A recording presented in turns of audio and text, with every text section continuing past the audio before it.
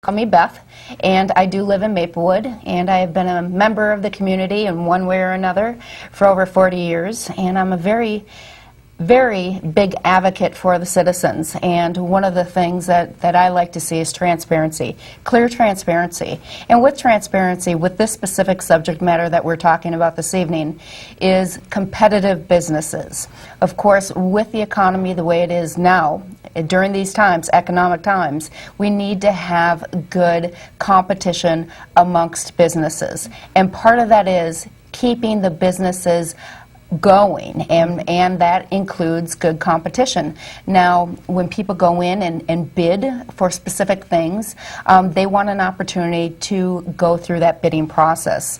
Now, with transparency, there's many people that do have that opportunity. However, if you don't have proper notification, you cannot go through that bidding process, unfortunately.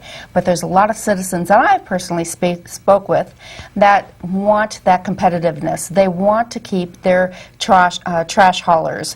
They've developed good relationships with them. They understand their needs and their wants, and so they really feel that what they have now is what they want to keep. And so again, like you mentioned, this is a discussion that has been going on for several years. Now, you know, you have mentioned several different things that I think are really key to this discussion. One, of course, is that this whole issue of citizens being able to choose who they want to be their trash hauler individually as citizens, and who do they select. And then, of course, that creates that competitiveness between the companies trying to individually get the business of the various citizens and residents within a community.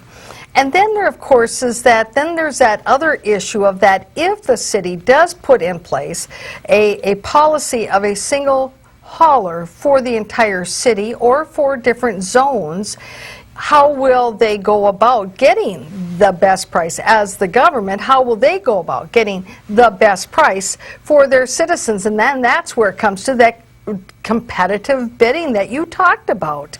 And a lot of citizens are very concerned that there are a lot of other interests involved in this bidding process when the government's looking to do the bidding. And will it be only then the big haulers who will actually benefit from this kind of bidding process, and that the little guys, the little businesses, the neighborhood guys, will they be shuffled off to the side?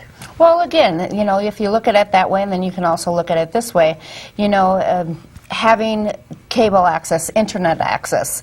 I mean, you have direct TV, you have Comcast, you have all these different types of companies, corporations that compete against one another to get the best price. Do you have Quest giving you the best price, or do you have Comcast giving you the best price for your internet, or DirecTV? So again, it's the same thing with your trash haulers or anything that you have in your house. Are you going to get the best gas prices with NSP, or are you going to go with Excel, or who are you getting your best prices with? Right, or if or earlier before the show, when we were talking about this, you had brought up the example of, let's say you've got a clog in your kitchen pipe.